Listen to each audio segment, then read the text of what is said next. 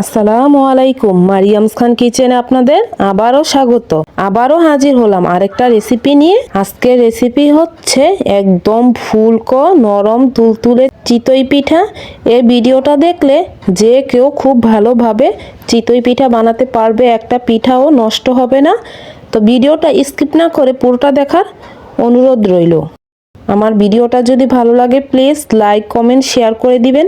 চ্যানেলে নতুন হয়ে থাকলে সাবস্ক্রাইব করে পাশে থাকবেন। তো কথা আর বাড়াবো না, চলে যাব মূল উপকরণে। এখানে আমি 500 গ্রাম সিদ্ধ চাল নিয়েছি।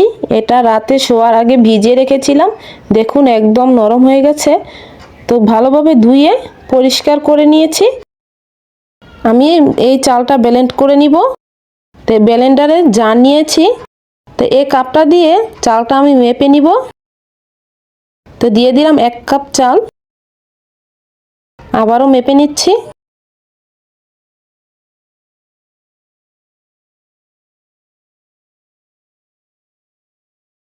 তো 2 কাপ, পুরোপুরি 2 কাপ চাল হয়েছে এখানে। তো ভালোভাবে বাটি থেকে কাছিয়ে নিব।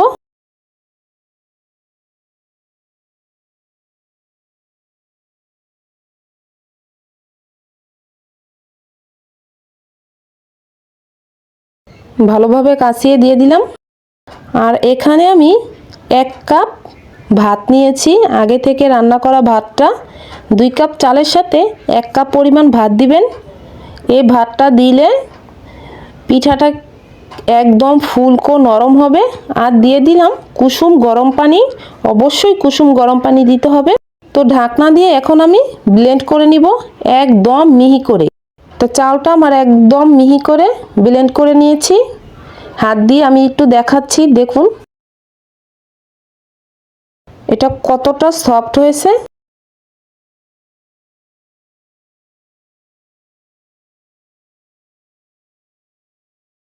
দেখুন একদম আঠালো। তো একটা বাটিতে আমি ঢেলে নিব।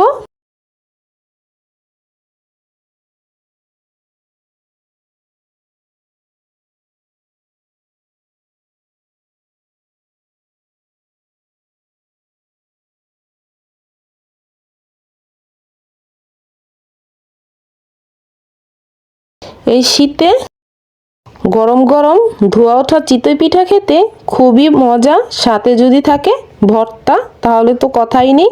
তো সম্পূর্ণটা আমি ঢেলে নিলাম। এখন ব্লেন্ডারটা একটু ধুয়ে নিব, ব্লেন্ডারের সাথে অনেকটাই লেগে আছে।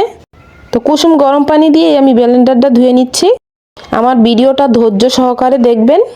তো সম্পূর্ণ ব্যাটারটা আমার ঢালা হয়ে গেছে। এবার এভাবে আমি 5 মিনিট ফেটিয়ে নিব। এটা যত ফেটানো হবে চিতই পিঠাটা তত ফুলকো নরম হবে। তো বড় চামচটা দিয়ে ফেটানো যাচ্ছে না, এজন্য আমি ছোট একটা চামচ নিয়েছি। তো এভাবে আমি 5 মিনিট ফেটিয়ে নিব। তো পুরোপুরি 5 মিনিট আমি ফেটিয়ে নিয়েছি। এবার ঢাকনা দিয়ে প্রায় 1 ঘন্টা ঢেকে রাখবো। চলে আসলাম 1 ঘন্টা পর। দেখুন ব্যাটারটা একদম আঠালো হয়ে গেছে। এর ভিতর দিয়ে দিলাম আমি স্বাদ অনুযায়ী লবণ। এখানে আমি কুসুম গরম পানি নিয়েছি, অতিরিক্ত গরম না। ব্যাটারের সাথে ভালোভাবে মিশিয়ে নিব। হাত ডুবানো যায় এরকম গরম পানি নিয়েছি। তো গরম পানি দিয়ে একটু একটু করে পানি দিয়ে আমি ব্যাটারটা তৈরি করে নিচ্ছি।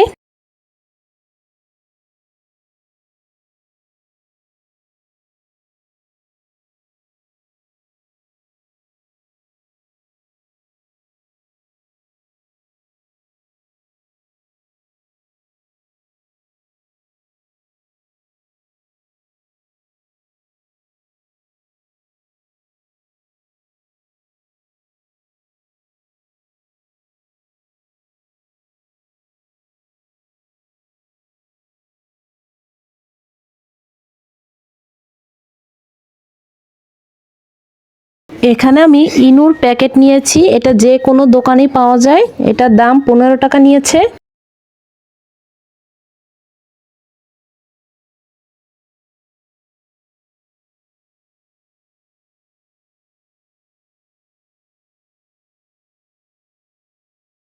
তাই 1 চামচ পরিমাণ আমি ইনু দিয়ে দিচ্ছি। 1 চামচের থেকে কিছুটা কম ইনু দিয়ে দিলাম। আর এর ভিতর দিয়ে দিব একটুখানি পানি। তো এবারও আমি ভালোভাবে মিশিয়ে নিব।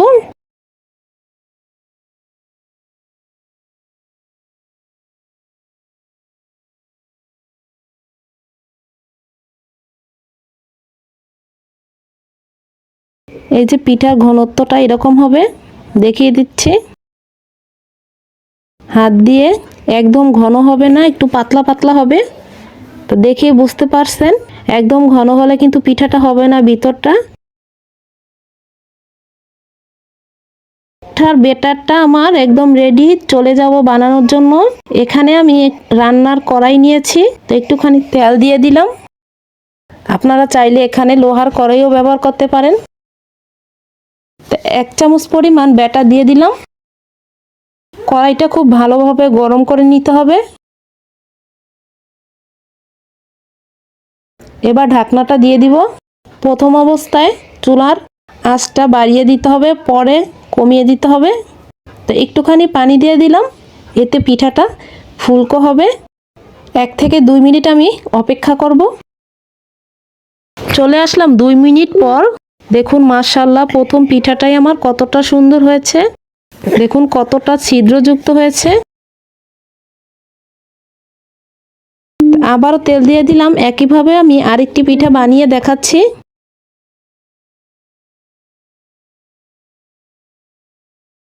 আরেক চামচ ব্যাটারটা দিয়ে দিচ্ছি, আরেকটি পিঠা আমি বানিয়ে দেখাবো।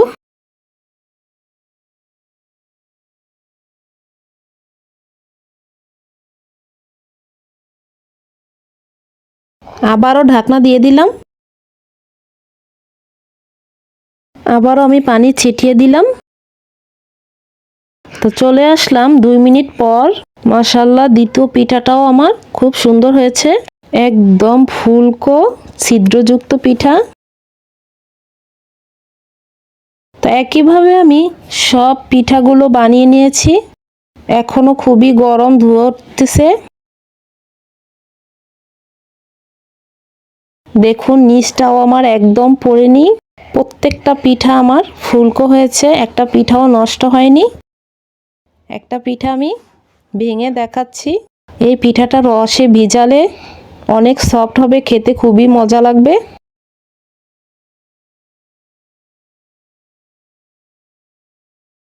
তো আজ এ পর্যন্তই। ভালো থাকবেন, সুস্থ থাকবেন। আল্লাহ হাফেজ।